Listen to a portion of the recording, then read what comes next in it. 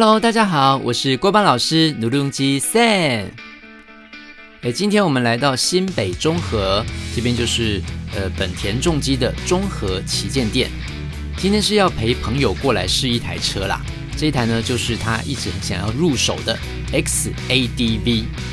因为他以后很想要载小孩子这个上山下海去野营啊，所以呢他就是要试这种 ADV 车款的。那他既然来试呢，我也顺便来试一下 ADV 350。那这台车呢，其实它是 Forza 350改的哈，它前叉变成这个倒叉金筷子，然后呢后面的后避震呢一样是2个哦，但是装了这个气瓶，看起来好像就比较杀，对不对？然后轮胎是这个多功能胎。好，那我们来看看 XADV 是什么样的车吧。这个Honda的车方灯都是设计在下面，这个要习惯一下。大拇指就是退档，食指就进档。那你骑乘过程中，它是可以直接去按去拨的。所以你现在按它是不会进？不会，它的不管怎么样，你空挡转向一定是要按这一颗。哦，跟汽车一样。对对对，你是要按了这一颗，在骑的过程中，这2颗才可以成立让你使用。但你在骑的时候，如果按你发现不给进档、不给退档，那就是电脑在保护，代表你的速度不到或者转速不允许。好 ，XADV 这台车呢，我想最被大家所认知的它的特殊的点就是，它明明是挡车链条传动的哦，所以这个进档的时候会有哒哒哒的一声，但是呢，你又不用真的去打档。你这个右手那个一吹呢，油门一吹，它就会自动进档哦。这个就是所谓的 DCT， Dual Clutch Transmission 双离合器的这样子的设计啦。这是一种有点像半自动的离合器。哇，这个 XADV 呢，从2017年台湾本田引进之后呢，据说啊销量是非常的好，然后呢喜欢这种车的人就非常的喜欢它。那它是非常的有这个越野的设计哦，你看它的轮框是钢丝框哦，钢丝框的特色就是比较不会被撞破了哈，然后它是链条传动的。那这一台就一样，方向灯的位置，对，这个应该大家很习惯，因为骑过我们300，对，转速、时速，然后它就没有档位显示，因为无段变速。这台车的特性是它发动一定要拉刹车。而且是拉着后刹，对，它拉前刹不行，一定要拉后刹。然后后照镜先帮我调，没问题，我们等一下就可以知道。好。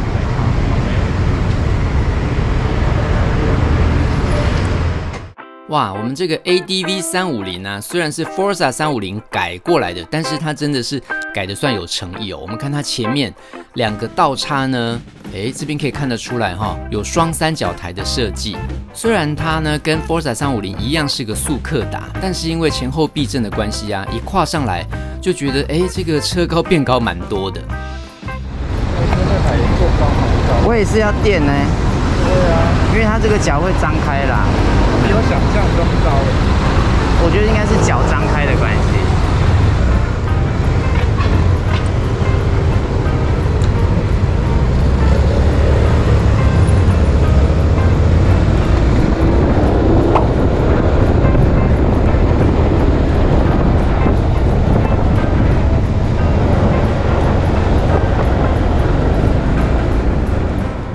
好，大家可以看到哦，这个 ADV 350呢，它真的这个感觉跟 XADV 有点像，但是呢，基本上它们就不是同一种车，它是速克达，是皮带传动的，而且呢，它就是 CVT 的一个设计哦，也就是说无段变速，跟一般的速克达一样哦，所以你吹到哪里，然后它就是加速到哪里，也没有什么档位的感觉。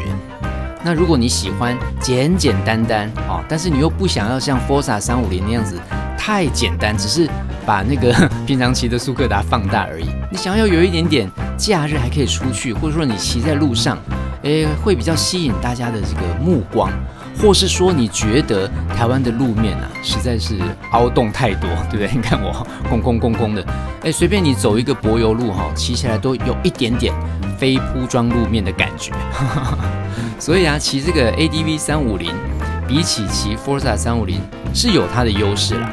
就是说过坑洞的时候你会觉得比较稳，毕竟它的前面是倒插双3角台，然后避震比较长。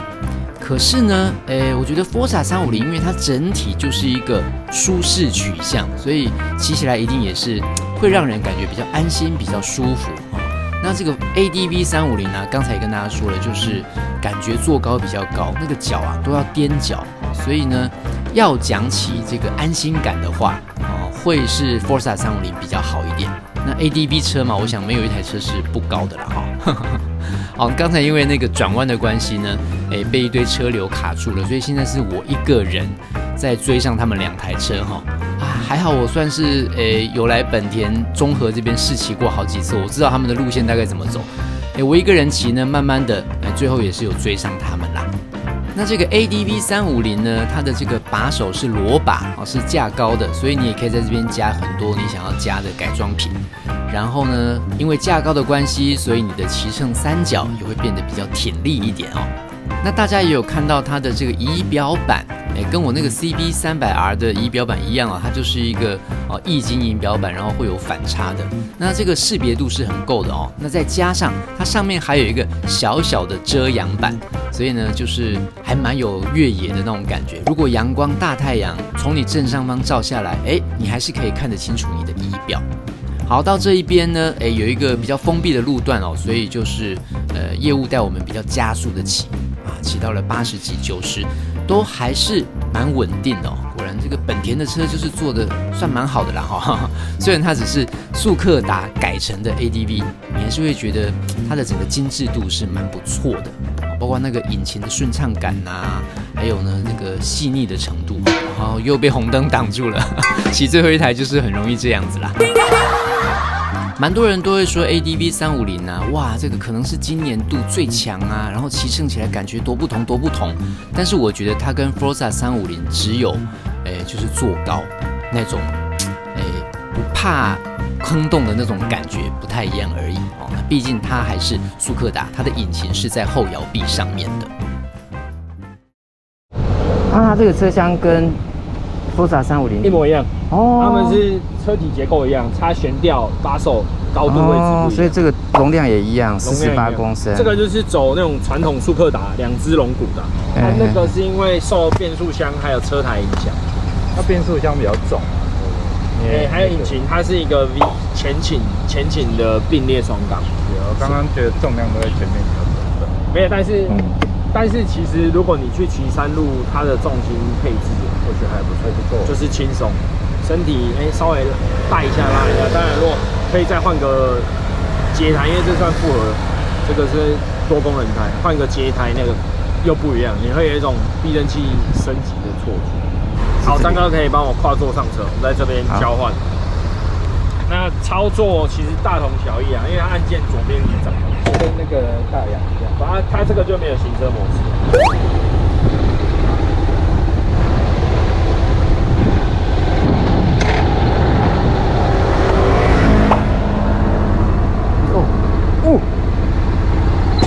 好重哦！一个谁？要有一个巧劲。对。这台车重多少加满油230。哦，230。它油半满，所以大概22多而已。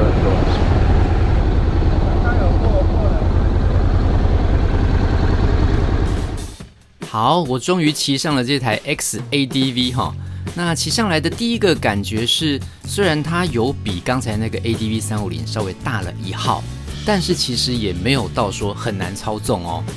那像我之前讲的，或许也是因为我骑重机已经3年了哦，所以对比较重的车没有那么的陌生。那再来呢，我觉得有一个很大的因素，应该是本田的车子做得不错，做得让你还算蛮好骑的。虽然它的这个装备重量有到236公斤哦，可是呢骑起来的时候，你一点也不会觉得说它是一个很重的车子，反而是因为它的这个重量，让你呢快速行驶的时候呢，觉得蛮稳的。好，大家看我这个右转给一点倾角，也不会觉得说很负担，或是很怕它倒掉。那这个整个驾驶舱，大家看起来跟那个 XADV 真的还有8、7分像嘛，对不对？但是这台车呢，真的是有点比较旗舰版的感觉毕竟是他们的 ADV 的比较当家花旦的感觉XADV 从2017年进来，然后到呢中间有一点小改款，然后一直到现在呢，都是他们 ADV 系列当中很热销的车款那我骑这台车，我觉得最好玩的一件事情就是，好像是你在骑挡车，可是有一个电脑秘书啊，他自己会帮你打档，很像那个开汽车的时候，那个你可以让他自己变成低档啊，自己来排档，但是呢，你也可以自己用左手去进档或退档，当然那有一个幅度啦，你不可能说太低速的时候你要用很高的档位，也不太可能，电脑都会帮你算好。那我现在骑上来的呢是这个一开始就设定的 Sport 模式可以感觉得出来，真的是它的动力涌现的非常的直接。然后呢，大家看现在前面呢，因为有车要左转，所以这个车流比较慢在那个10几、20几的这个速度下，骑上这台车呢也不会很难操控我觉得还算是蛮轻松的。所以这台车能够热卖，真的是有它的道理啦。因为它有一个速克达的外观，所以你呢骑上车的时候脚是必须要张开的所以也会导致于说什么呢？你那个垫脚的程度比刚才那个 ADV 350还要再更垫脚。那我的身高是172没有说特别高，但也不算特别矮嘛可是大家看我的脚，只能垫到脚前掌脚掌前缘的一点点而已这是呢，如果你要购车的话，必须要考虑的点啦。那下来到平面道路之后呢，我有把它换成标准模式再来骑看看。这种比较旗舰版的车，就是它电控满满它的这个模式有好几种，雨天标准或是运动模式，还有你自定义那自定义的意思就是什么呢？你的那个 TCS 后轮要不要介入，循迹防滑，还有一些东西你都可以自己去设定，你要比较高还是比较低但是就像刚才说的我觉得这台车的定位真的蛮特别，就是你想要骑挡车，可是你又不想打档，或是你偶尔你又想要热血一下，你想要自己来降档，提高它的转速，你要超车，或是你在山上你可能需要比较高的转速等等那你可能就可以选择这台 XADV， 但是它的售价也是不菲对不对？50.8万那相对起来呢，刚才那一个纯速克达的 ADV 350，它就是29.8万，两者相差了21万，几乎是另外一台车的价钱，那就看个人的选择咯。总之呢，这两台车骑起来都还是蛮不错的，只是呢就是坐高有点高。好啦，回到了这边呢，我想要帮这两台车拍一张照片。如果是你的话，你会选哪一台呢？你会选真正的旗舰版的稍微价格高一点的，要骑就给它骑好骑满，还是你想要买就是稍微有那样的外形就好了，反正我也不会真正的上山下海，真正的越野的时候呢，根本也不可能用这样子的车来越野嘛，对不对？所以呢，我就是选29.8万的就好了。你觉得 CP 值高比较重要，还是骑好骑满配备给满比较重要呢？欢迎大家在影片下方留言，跟我们分享你的想法哦。好啦，以上就是我们今天的影片啦，不知道大家喜欢吗？如果你喜欢，记得要按赞、订阅、加分享，还要开启小铃铛。那如果你喜欢看很多机车美照的话，记得要加入我的 IG 或是脸书哦。我是锅巴老师，我们下次再见咯，拜拜，安妞。